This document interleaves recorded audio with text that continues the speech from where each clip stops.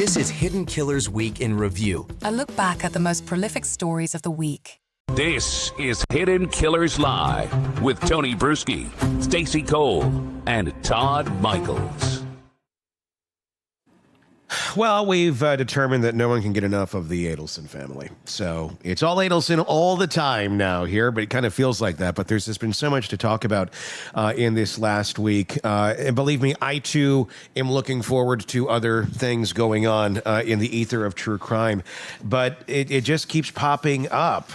So we're going to talk about what we saw this week. Robin Dreeke is with us, retired FBI special agent, former chief of the Counterintelligence Behavioral Analysis Program. If you watched our live coverage the other day during the sentencing, you're in luck. This is where we are going to talk about what we saw now that we've had those moments to kind of sit back, let it sink in a little bit, let it simmer, and let the trauma subside of that crazy sentencing.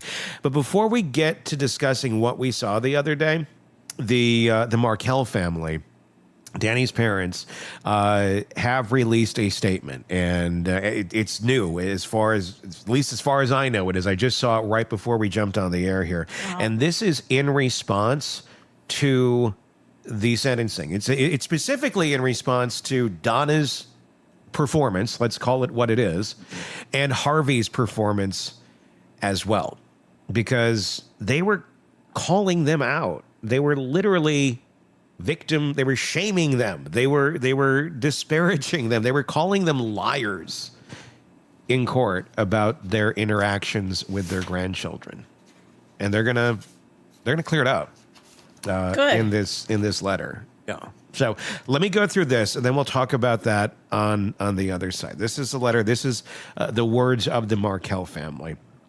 During sentencing, our family listened in disbelief to the disrespectful and delusional statements made by both Donna and Harvey Adelson before Donna's sentencing for the first-degree murder and other convictions of our son and brother, Dan Markel. Contrary to Donna's claims, she never mourned the loss of Danny's life, nor did she ever express concern for his sons losing their father. Testimony at her trial showed her callous indifference to the murder, including written evidence that she dismissed the very idea that the boys could be sad or miss their dad. Remember that? Do you remember that in some of those letters that were being read back? Or I don't know if it was letters or transcripts, but it was very direct of just the utter disconnect of not remotely considering the feelings of these two children, as if they did it, as if they were just objects. Yep. As if they were just they were pawns. Yeah. Little pawns in the game with names. It is deeply unfortunate that Harvey used his time before the court to challenge our family's account of our relationship with Ben and Lincoln. Robin, I want to ask you there. It is deeply unfortunate. Interesting choice of words before we get into what they're about to say. What's your take on that sort of phrasing? They're being as kind as they can. Yeah. Somebody looked it over before they submitted it, right? And what a nice point, Stacy. You know, it's amazing when you actually have loving critics that actually weigh in before you give yourself in a horrible emergency takeoff like the Adelsons. Right. You know, and that's what we do. You know, when we're emotionally tied to the outcome that we're seeking, we're horrible regulators of ourselves. That's why we have people in our lives that should be weighing in on certain things. And granted, you're going to make the ultimate decision yourself, but you know, having someone objective to help you with your wordage helps immensely, especially if it's going to be put out for public consumption. True. It is deeply unfortunate that Harvey used his time before the court to challenge our family's account of our relationship with Ben and Lincoln. We will set the record straight, as we have in court and elsewhere. Our family was cut off from contact with the boys for 6 full years, from the moment authorities implicated Adelson family members in Danny's murder until 1 hour after the Florida legislature passed the Markel Act. Since then, our interactions have been limited. So just think about that for a second. The Adelsons get implicated in the murder of their son. And then they're not allowed to see their own grandkid. The kids are basically being held hostage by the Adelsons at that point. The very family accused of killing their father. You know, what's interesting about it too, Tony, you know, going back to the language that they used regarding, you know, deeply disappointed or whatever it was. So Yeah. they're using language that is very pragmatic and cognitive and thoughtful, not emotional. And so they're setting the stage for them to then lay out, setting the records, because they're not giving them a little hijacked response to these things. So again, the Adelsons undone themselves. No one's listening to what they're saying. They're just raving lunatics. And then here you have the Markells kind of laying it out. We could have this highly emotionally hijacked response to this, but we're not. We're maintaining calm, cool, collected. Here's the facts. And so people consume it a lot better than otherwise if they just... Yeah. Now, granted, people would have totally accepted an emotional response, but they're doubling down on, hey, we're the really thoughtful ones in this one, and these people are lunatics. God. Since then, our interactions have been limited. And this is their account. This is them saying what is going on today, basically, with their interactions with their grandchildren as facilitated through Wendy and the law. They literally had to get legislation passed to see their grandchildren named after them. That's commitment. And I hope those grandkids, they someday look back when they're adults and understand all of that, to like actually go, well, yeah, they're actually, my grandparents had to get legislation passed because my family, my murderous family, did. That's going to be so much to unpack for them someday. So much. Can't imagine. Continuing on, since then, our interactions have been limited mainly through Wendy's supervised Zoom calls and short visits. Wendy refuses to share their address, and gifts we send must be mailed to her lawyer's office. Okay, this is from the Markells, so this is their letter. Wow. You know, if that's not true, then, you know, Wendy can say something. But this is according to them. This is not like a court statement or us independently verifying. This is their letter saying this. So if that is true, the grandparents can't know where their grandkids live just to send a gift. They can't show up, and that might be a little awkward. I don't know that I'd want to be showing up to hang out with Wendy either, in any way, shape, or form. But yeah. So these grandkids are not seeing their grandparents. Well, there's a little visit. We'll talk about that here in a second. Okay. But they don't have the address. And gifts that we send must be mailed to her lawyer's office. We were uninvited to Benjamin's bar mitzvah following Charlie's arrest and never invited to Lincoln's. We grieve the years lost and the years ahead without independent and direct contact with them. Beyond her crimes, Donna scorned Danny, drove deliberate wedges between him and Wendy, and disparaged him to his own sons. All of which we saw evidence of. Mm-hmm. Her display of emotion before the court was not remorse for Danny's death, but sorrow for the consequences she now faces for causing it. We thank the court, prosecutors, jurors, and law enforcement for their steadfast commitment to bringing justice to Donna Adelson for her role in this terrible crime. That is the statement from the Markell family. Yeah, good statement. Very much, outlining, I think, a lot of what we knew. But I guess it's still sad and shocking, the interactions of what's going on there with the kids and Wendy and the grandparents. I don't know how those kids recover from this. Yeah. I don't know how, they need help. They need objective, healthy relationships in their lives. And I don't know how they get that with Wendy still being the mother taking care of them. And even if so, let's project it forward. If they charge her eventually and they all get locked up and put away in jail, still, how does that help the kids? Nothing. These kids are screwed in every which way. I really hope not, but I don't know how you don't have that happen. It's one of those tragic cycles we see, and we're seeing it play out in front of us. So that's a tough one. I feel like the best, honest to God, the best thing for those kids is if the uncle out in New York were to adopt them. No, I was just thinking the same thing. You'd hate to place that burden on them. I love how we're managing people's families for them, Yes. But hey, you're all too close. Here's the 10,000 foot overview on what would be most healthy. I would think whether it's him or someone like him that was close enough to understand the insanity of the family, yet has healthy relationships in their lives now, they self-escaped from it like he did, would be the best person to actually raise them. Because, so say the grandparents, were able to get them, still, that they were the villains in this whole story. Yeah. And so again, would there be love or would there be resentment? You don't even know how that would be taken and how they portray things. Yeah. But the older brother who saved himself earlier in life, that has that objective point of view, that kind of saw both sides from that standpoint, someone like that or him would be in a very good position to bring clarity, to bring an understanding, to bring a mutual empathy, not empathy of compassion necessarily, but just an empathy of understanding everyone's point of view along this whole thing and helping them understand what healthy is and what healthy isn't. This is why I left, because of these unhealthy behaviors. And this is what, so I think someone objective in their lives, as well as that therapy they're going to need, would be an ideal person. But again, it's conjecture for what we place on someone else to do. Yeah. I'm curious, if Wendy were to be charged, where do those kids end up? Do they go with the grandparents, who obviously can't see them very often? It would be a very strange transition. What happens to these children?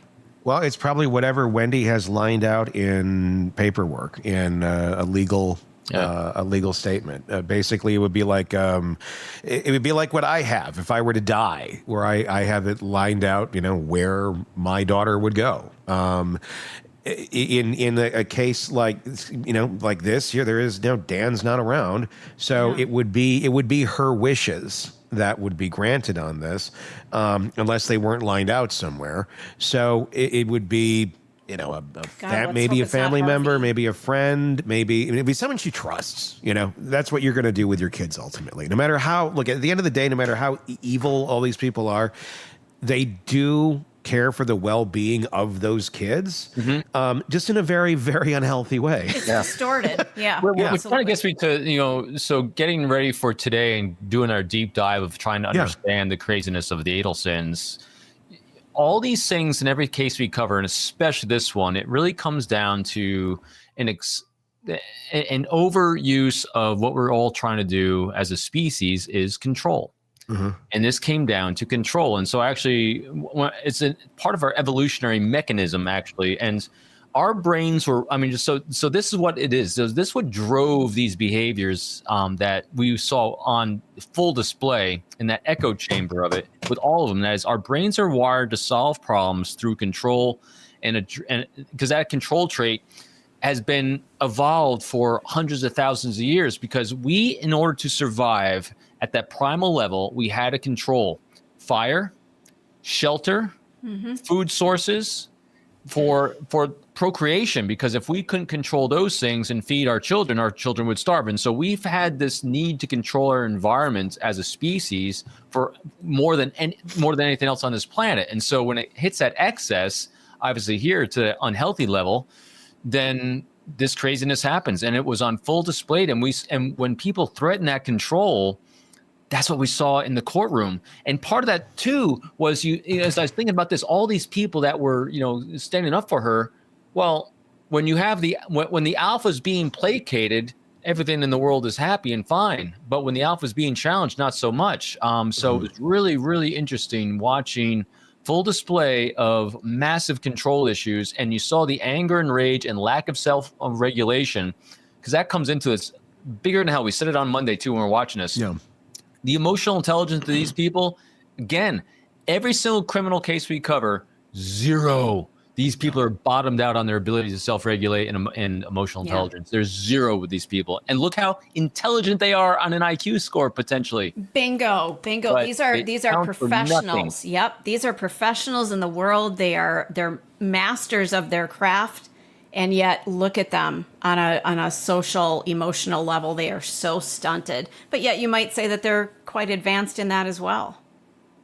Yeah, and so their EQ, emotional intelligence, and ability to control was so. I mean, so you can see how cloistered their world was because they thought that their behavior was completely acceptable and normal, and was being validated by each other and that small cabal of friends they had that said, "Oh yes, they're completely wonderful people." So they're all nuts.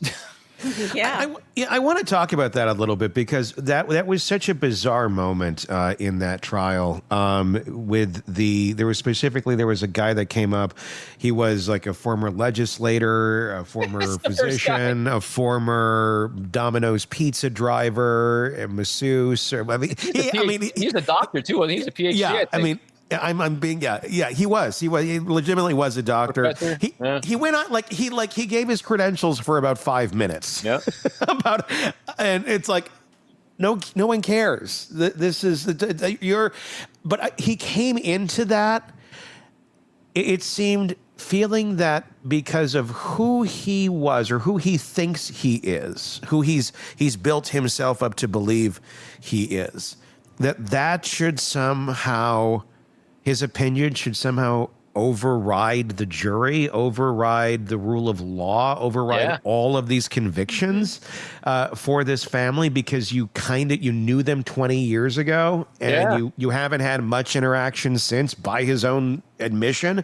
But because she was a nice lady back then, I was blown away by that one. He said, "Look how smart I am. I'm smarter than everyone in this room. I know this person. I haven't seen her about 20 years, but I'm the smartest person in this room. And judge, this is why you're wrong. Listen to me." I mean, that's exactly what I just paraphrased exactly what he said. And we're watching this and saying, "You're a nutter too." So as soon as I saw him, I'm like, wow, this tribe of nutters they all flock together. And so anyone that touches, so here's a good rule of thumb for everyone that's watching and everyone in your life. If you see one crazy, and you see two crazies together, stay very clear of anyone touching them saying they're good people. No, they're not. You know, the nutters flock together like this, and then you get a bowl of nuts. And just don't eat the nuts. Just stay away. What's interesting about that is so often you would think that their constant need for self-importance would just like be magnetically opposing of each other because they need that individual spotlight. Yeah. But narcissists do seem to travel in packs. And I don't know. And I also think they have their lanes. And so I think they validated each other in each other's lanes on this one. So you wouldn't battle dad on this, and you wouldn't battle mom on this. And so we know how not to get them upset. And you found out where their lanes are at because, Donna will pour on her fake, exasperated face. Yeah. Isn't that just ugly? I mean, that was so practiced. And so she flipped that switch when she was in her lane of wanting to control. Yeah. And then she flipped it back off again. And she did it during the sentencing. It was so amazing to watch that face come out. And then you see her glance up, glance around. Anyone looking? Who's looking? Where are the cameras? Okay, I can turn it off now. Yeah, that's it. What a horrible fake face. That is a practice face. Years and decades of reps saying this is my face of control. I control my family. I control the people in my life because no one wants to look at this face. I get people to do what I want them to do so they don't have to look at this face. And she's been doing it probably since that face was like 8 years old. As soon as she had her first positive response to what she wanted people to do by making that face, because that's why babies, we cry. Yeah. Babies cry because they need something taken care of. And if they don't get it, they'll stop crying and move on to something else. But when a behavior is validated and rewarded, we keep doing that behavior. So her family of nutters. I keep Nutters. saying, I gotta find It's another word. accurate, though. Of the mixed nuts variety. Kept getting the mixed nut variety. Got reactions. We're given reactions to that face. It just became part of that family dynamic. And when we see the face, so they can even preempt it. They knew to switch their behavior up. If she even started that face, we don't want mom to look like that. Move. And I'm sure there was, little warning signs too, little canaries in the coal mine that Donna's getting close to being like that. So we better all tread carefully to avoid that. And that's how they lived their lives.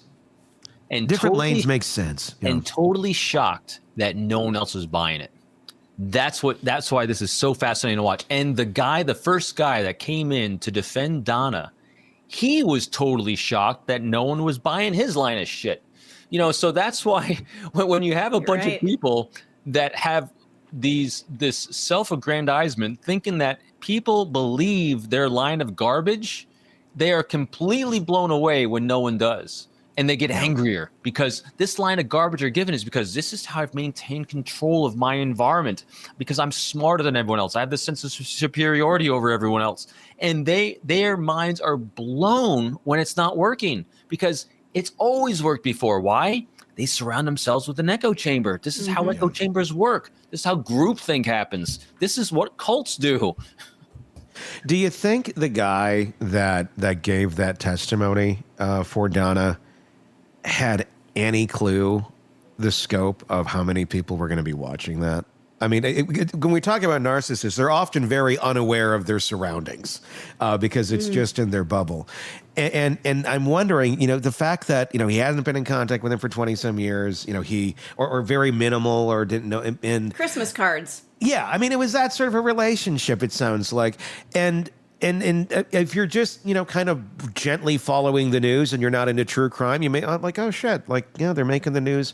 They're making the news down there. And if I don't know what this guy's connection to technology is in any way, shape, or form, but if you're not well versed in any of it, or really not at all, then you're not going to have a clue just how many people you're going to be going in front of and singing the praises of Donna Adelson to. I really wonder if he thought that this was just going to be like, well, it'll make the Tallahassee Democrat or something like that, and maybe. And that'll be it. I don't think he really realized that we'd be talking about this, right? Maybe. And discussing what bizarre behavior it is to be standing up for Donna Adelson. I don't know.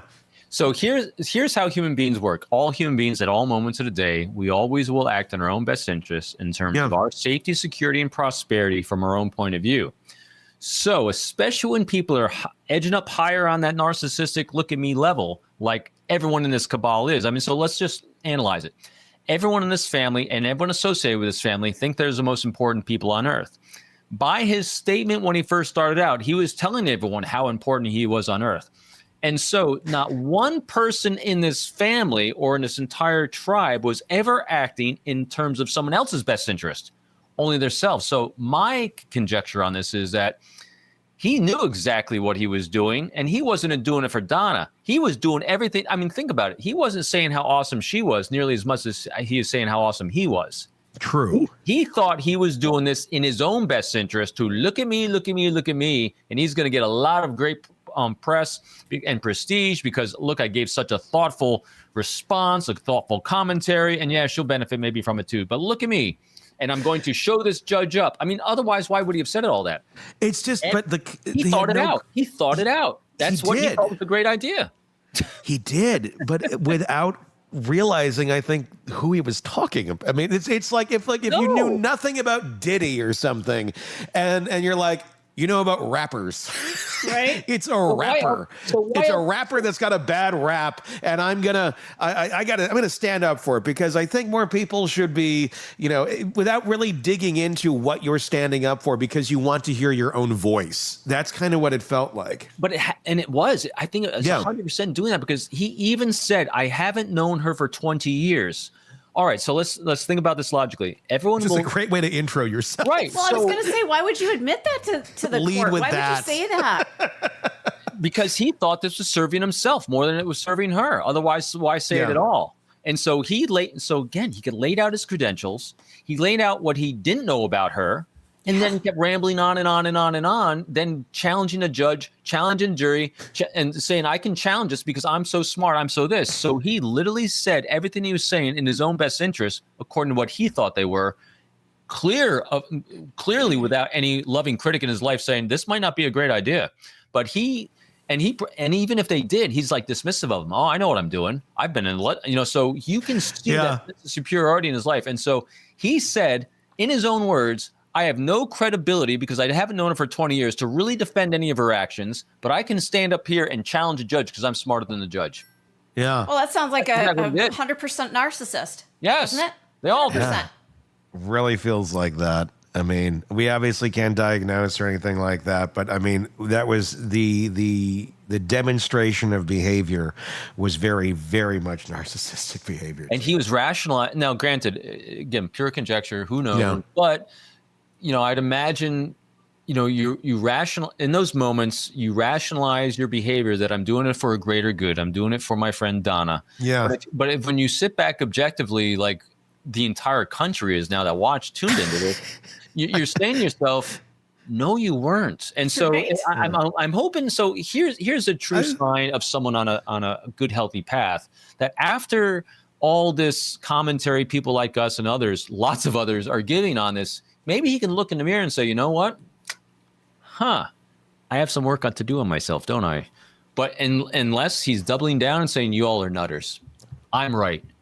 And so it's really interesting that these points and these inflection points in someone's life and their life arc, what do they do in response to this? And here's what we saw. What did the Markells do? Clear, thoughtful response, which then gives, again, they doubled down on who's credible in this entire thing and who's not. It reaffirmed, I think, to the jury and everyone that stood by the Markells, right choice, right decision. Yeah. Because what we saw in that, I mean, who knew you were going to see this in a sentencing? You expect these things on days of final statements being made, and I mean, but what we saw double down was how insane not just Donna was, but her husband, her friends. We saw this display of crazy like we've never seen before. And then here come the Markells after we saw crazy, reaffirming the entire world that, no, we're good. They're nuts. And everyone, I mean, just stand by. I mean, if I was Wendy, her husband right now, I'd be like, uh-oh. Yeah. Yeah. Uh-oh. I don't think good things are going to be coming to those who wait. And the older brother's sitting there saying, thank God. He might have been second guessing himself in parts of his life about removing himself from that family. He's probably saying to himself, oh my God, that was life's biggest bullet I just dodged. That was a shot coming out of a tank that I missed in my life. The validation he must be feeling that the entire nation, the entire world has seen the crazy, and he probably is just sitting there going, I told you guys they were nuts. Yeah, I mean, I just did a piece on this, and it's going to air Monday, about why Donna resonates with people so much. Why are so many people passionate about this case? Why were so many people, just so eager to literally watch like a 40-minute video of her in a van with little to no audio, shaking, and just watching her micro expressions along the way. Because it's cathartic. There's a narcissist in a cage. And so many of us have had these people in our lives, and they just destroy the cage. They gnaw through the cage. Then they go to your house, and then they eat everything and destroy everything and rip apart your shit and destroy your emotions and your life. And then they just move on to the next thing. And you're like, can somebody catch this fucking thing before it destroys another life? Because they're just out there. We love saying to ourselves, as bad as my life is, it ain't that. Exactly. Yes. Exactly. And honestly, and thankfully, in so many ways, we don't end up with all of them in cages. I mean, because that means they're not necessarily going to the extreme lengths of murdering people like the Adelsons. But the damage that they do in far greater numbers to the living, and to the emotional psyche and well-being of all of those in their wake that we become the sources of for their narcissistic fuel. It is strangely gratifying and pleasing to watch one in a cage in captivity that's trying to gnaw their way out, and they can't get out no matter what they say, no matter what they do. It's just kind of like, oh, what do you got next? Do another trick. Is that what you're doing there in the cage? Look at them. Look at them. Look at them think what they're thinking. They still think it. Yeah, because I see Sharada's comment on the side too. And yeah, I think definitely part of this is also finally seeing, because we cover so many times when the criminal justice system is just abhorrent sometimes. Yeah. We're seeing it actually work, and we're seeing it work really well. We're seeing a great judge. We've seen so many poor judges, over the last couple of years we've been doing these things. Here's a great judge really keeping people in their place, delivering great justice to people who clearly need it. Because, I mean, how many times have we seen crazy, unhealthy people get off on things or get reduced sentence? I mean, oh God. I mean, it's a big reason why so many of these cases are in the public venue is because they're so abhorrent to watch. But this is one, finally, we got some great justice, great judge, great attorneys on the prosecution side. And I think even greater, and again, what speaks to people on this is not even the criminal justice end of it, it's the social justice end of it. Yes. Yeah. Because nobody stops these, because you can't stop them if they're not committing crimes. Right. And that's the thing. It's finally justice in a way that you can't criminally prosecute, but you're like, damn, this should be illegal what they just did to somebody, or what someone did to me, or someone did to you, or whatever it may be. And like I was saying, they just flutter on to the next thing, and you're just kind of left to pick up the pieces and go, okay, I'm gonna hopefully be healthy and move forward. And they just go on and create more chaos for others. And if they come near your life again, oh, it's a windstorm, and without any sort of accountability. This was finally social accountability for that sort of behavior, and it spoke to a lot of people. And that's I love these things, and I love these things so much too, because we can all, I'm a glass half full, and so we can take a moment of severe pain and trauma and loss that a family suffered and make it a learning point for us all about who to avoid in our lives, and what healthy looks like and what healthy doesn't look like. Because I'm sure there's so many people that can identify and know people, not maybe hopefully to the extremes of the Adelsons, but this is hopefully validation for those people. Hey, you have permission to not allow these people in your life, right? Because they will destroy it and think it's all very good, and they will manipulate the living hell out of you. They're going to make you feel guilty for it and all these things. But no, you stay away from these crazy people, because they're bringing you down their crazy road of nuts, and they're going to destroy you along the way. And really, until you've lived it, you don't know it exists. You don't know the gravity to it, and that's why so many get sucked into it, because you just don't see it, or you haven't experienced it. Levers of manipulation against you, no doubt. Yeah. Well, Tony, I think the three of us here, excluding Robin, because Robin hasn't worked in the radio industry. Todd, I know we've all worked in the same place. I'm not going to say where, but we have all experienced this. So there's a little bit of, I guess, vengeance in our brain of, we'd love to see a certain narcissist get into trouble. So I don't even think, I mean, my world is not even thinking about that anymore. I know you're not, but personal. Yeah. I did spend over 30 years with the government. Yeah. Oh, good point. There's that.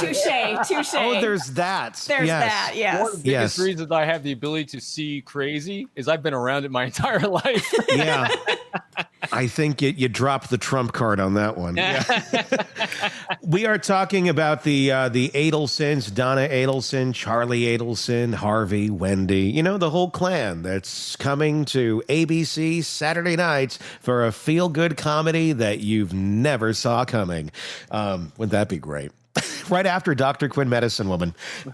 We're talking about what happened in court the other day in the sentencing of Donna Adelson, the reactions from their friends, their acquaintances, their flying monkeys that gave their victim impact statements despite being on the side of the perpetrators of the crime.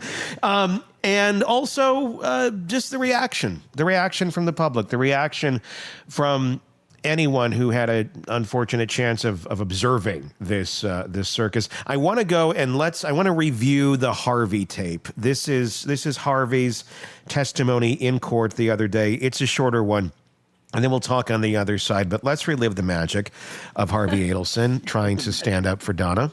Oh, I love this. Do you swear or affirm the testimony you're about to give will be the truth? Yes, I do. You can lower your head. You may speak. Thank you, Judge, and respected officers of the court for allowing me to speak. I have been Donna Adelson's husband for over 50 years. My wife sacrificed everything so that she could pour her heart and soul into our children, our grandchildren, and our marriage. This summer was our 54th wedding anniversary, and I had to spend it without her, hand in mine. She has done nothing wrong, and yet is being punished for a crime that she did not commit. I thought we lived in a different kind of world, but I guess I was wrong. I have listened, watched, and sat in the courtroom for the entire trial, and I could not help but scream in my mind by the witnesses that were brought forward by the prosecution who told outright lies. I didn't know that you could lie in a courtroom, but apparently you can. Danny's parents contend that they have never seen their grandchild. But for years they say they've never seen her. But Wendy has shared with me pictures and videos and letters from their visits. They have suffered immensely at the loss of their son, but they also contend to tell lies to the court about our grandchildren. Donna has always been a loving and caring wife. You tell them. She's innocent of the charges. You tell them. A biased judge.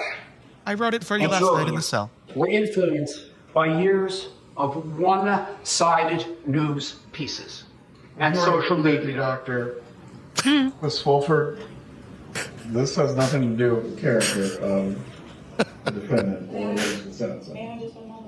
Here we go. May I What do did my you write job? here?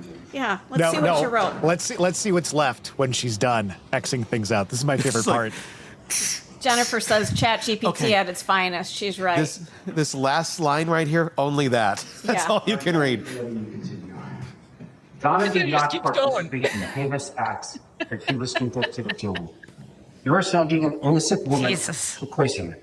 You have taken my wife and you have taken my life as well. And for what? This is not justice. It is vengeance, and it is wrong. He didn't even thank the Academy. What an asshole. So every time the lawyer went up there to look at and edit, nothing changed, and they kept going. I just think it was a big vroom, vroom. Like, So you can't say any of this. Just this I last know, sentence. but the thing I really loved even more is how he implicated Wendy by saying, Wendy showed me video, she showed me, and I'm like, oh, wow, he just threw his daughter under the bus. It's But like, again, oh, why really? did I that- haven't seen those yet. Time to go get those. If that were true, why didn't that come out in Good the point. trial? Like, 'Cause why? it's not. I know that's the point. Like, There's if that was true, then that should have been brought out in the trial. Yeah. and just to rely, I mean, and what a weak statement too, of like these grandparents are saying like, we haven't seen them on any regular basis whatsoever or at all for 6 years. He's like, I've seen pictures. And you've seen some pictures, okay? When were the pictures taken? Was it just like one occasion, or like what are you talking? I got pictures. And prosecutors going, oh, I want to see those pictures. Yeah, let's see the pictures. Yeah. More lies. I every time we have a good chuckle at their expense, I just keep thinking of Markel's and what they're going through. So it's one of these things that, you know, like I remember during Koberger's sentencing as well, you know, cheering but at the same time, you know, remembering what brought us to this point. So I do the same thing here. I love cheering her going to jail and getting the worst, you know, the max on everything. Same time though, I keep remembering that the Markells have lost their son to these horrendous human beings. Yeah.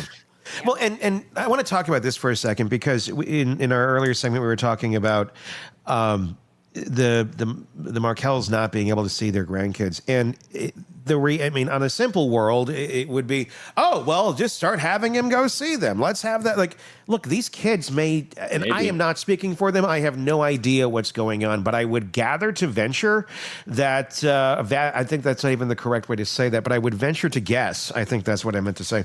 That they probably don't have the highest of opinions. Probably not. From that, where they're being raised, who they're being raised by, I'm just going to guess that they probably don't have the highest of opinions because that's probably the conditioning that they were given. I could be completely wrong. Maybe Wendy has pictures of them at their bedside and they're kissing them every single night and they're telling stories about them and it's just lovely and wonderful. But if that's really happening, then why the fuck aren't they in their lives? Mm-hmm. We become what we consume and we become what we're fed. And exactly. And that's they're why victims. And that's why, during those formative years of lives, 9 to 24, what we consume that allows us to feel safe from our own perspective is what we're going to gravitate to. And if you are told by your mom, your grandparents, that this is what safety looks like, and these people and this world out here is unsafe, you have that implanted in your brain at that young age. And that's why, at the very beginning of the show today, I'm like, how do you fix this? You don't. I don't know how you can. It's very challenging. It's very challenging. The sad reality of a situation like that is by the time the kid does get the agency and has the maturity, in most cases, again, I'm not speaking for them. I'm just kind of speaking in broad terms here. Right. They're going to be dead. That's going to be a long time from now. In most cases, for them to mature to the level of really grasping what the hell they've been through and who their family is and who these people are and were, you're going to miss so much. And that's just the sad reality of it, that Wendy is robbing them of. And look, I am not in any way, shape, or form, I always got to say this, a proponent of grandparents should be in grandchildren's lives all the time. Right. Not fucking at all. There is many cases where that is not appropriate because they're toxic human beings and they've sown their own shit. I mean, just the same reason like Donna really shouldn't have been in these kids' lives, but they were the ones controlling it. So it's not a one size fits all and woe is every grandparent. But in this case, with these two, this is just insane. I'd be very curious about what Wendy's path and arc is right now. I know everyone keeps saying prosecute, but we haven't seen, what we don't know is how this has really changed her, if it's changed her, and what she's doing as a mother. I mean, so there's a lot of unknowns that, might be, again, glass half full until you know, you can keep that hope alive. Now, granted, her arc is pretty predictable, but this is a major event which could actually shift that arc of learning or lack of learning. So I'd be really curious because we haven't heard anything from her, probably because she's afraid to say anything. It'd be really interesting to see how she's raising the kids. Well, right to it, but and I hope that she's doing it in a healthy way. If she has nothing to do with this, great. Obviously, there's a lot of evidence that kind of says there's at least some awareness of what the fuck was going on. I know. I'm laughing. Jennifer's comment. If I were them, father-daughter trip. Father-daughter trip, and it's time for a little, let's smell the roses and touch the grass and realize what the hell we've been around our whole lives. Because at the end of the day, if you really do look at this, now look, Harvey had agency. Harvey's an adult. Harvey made his own choices and chose the bed that he was going to lay in next to Satan with. Satan. That's good. But ready on that one. Donna, it's almost bedtime. Oh, God, that's so great. Oh, that was Tony. I thought that was Todd. Yeah, no, it's me. Oh, good God. But the thing is, Wendy, she's brought up in this. Right? Yeah, she's steeped in it. So just as we're talking about and speculating on her kids, the Markel grandchildren, on their way of thinking, based on what Wendy is feeding them, Wendy is a product of Donna, too. Mm. So there is a level of victim, I think, to Charlie, a level of victim to Wendy, certainly a level of victim to the other son, whose name I always forget. But Robert, okay, right? Good. Yeah, I mean, probably good for him I don't remember it so he can live in peace. The less people that say his name, the more he can just go enjoy life. And then you have... I do wonder to a bit of Harvey. I mean, Harvey, again, he's an adult, though. He had the agency. to make more choices. The kids, not so much. So the path that the kids are playing with is a path that was originally rooted out by Harvey and Donna. Now, obviously, Rob got the hell out of Dodge. He saw it. He was able to do it. He had the cognitive ability, the emotional maturity to say, this isn't for me. The other two, obviously not so much. They've stayed pretty close to the teat. So that's the problem. Because Donna kept going, it's chocolate milk day. So now all I can think of In hell. Donna's teat comes to mind, and now I'm not going to get through the rest of the day. And Tony's got his demon button ready. Yeah, he does. He pulls that during staff meetings too. Come here, Charlie. I just want to give you some chocolate milk. Chocolate milk time. Come feed the chocolate milk to Charlie. Oh God, it's like a South Park episode here. Saying the Dark Lord. The Dark Lord is saying that you must have the milk. God. And we're off the rails. Train's derailed. Yeah, there you go. Chocolate milk in hell. Yeah. That's the title of Charlie's book. Chocolate milk in hell. Oh my gosh. So what's he do now? Well, recently I saw a video of Charlie complaining that someone opened the door and it stubbed his toe in the prison, and he had a big fit about that. Charlie wasn't happy. Stubbed his toe. Hey, you know what? I'll give him a little credit. That shit hurts, man. I've known people who've, dislocated toes on coffee tables and had to go to the ER. I mean, that's a thing. Stacy, he murdered somebody. I just want to clarify. Fine, take the wind out of my damn sails. Thanks That's a why lot. I'm here. That's why I'm here. Wait till she starts going on about her love for Luigi Mangione or something. Well, he's cute. Oh my God. No. I mean, he's a looker. And he works out. I mean, have you seen those pecs? My God. Oh my God. I'm not justifying what he did. I'm just saying he's not Throw bad another to shovel. look at. Throw her another shovel. Throw another shovel. Beep, beep, beep. Okay, if we had Rex Jesus Yorman Christ. or Luigi to look at, ladies in the chat, who are we going to look at? I throw them all in a pit. Satan. I'm just saying, if we have to look okay. at somebody, Pull her out of the pit. he's going to mute my mic. I'm done. Yeah. I'm out. So that's where the whole Adelson world sits now. Do you think that the reactions that they gave in court the other day are going to? I mean, obviously, they're not legal reactions. There's nothing here that constitutes any sort of breaking a law or reaffirming any sort of wrongdoing, but in terms of the motivation of a certain prosecutor named Georgia Kappelman, when you're being torn apart by people who are unindicted co-conspirators, or one of them doing that, I don't know. It might put a little fire in my behind to be like, I was looking over here at your daughter, but I might want to look your way a little bit now too. Yeah, so what'll probably happen, so the prosecutors definitely know these personalities. They've talked to him. So what they saw on display at the sentencing was probably not a shock to anyone on that team. They've seen this before. It's just the first time we've all seen it. And so it wasn't a shock to them.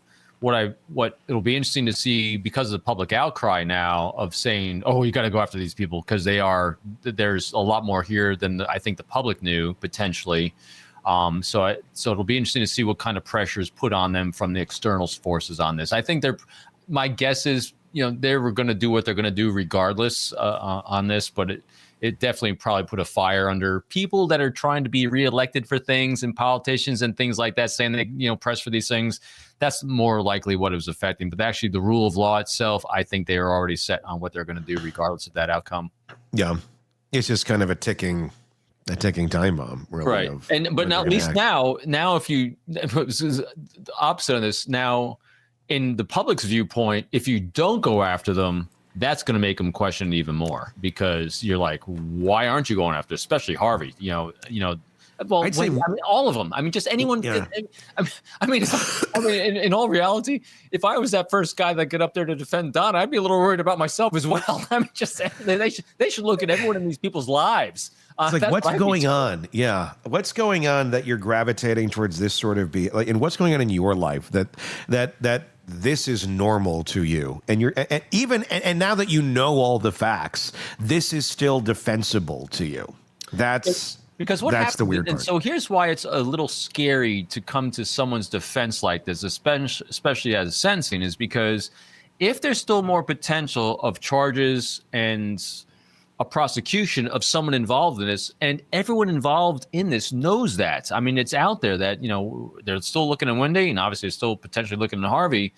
And so what happens is, as you come to someone's defense, if you've had contact with them, you're going to be on either a witness list. If you're going to be on a witness list, they're doing a deeper dive on you to see what your credibility is. So you are part of this investigation.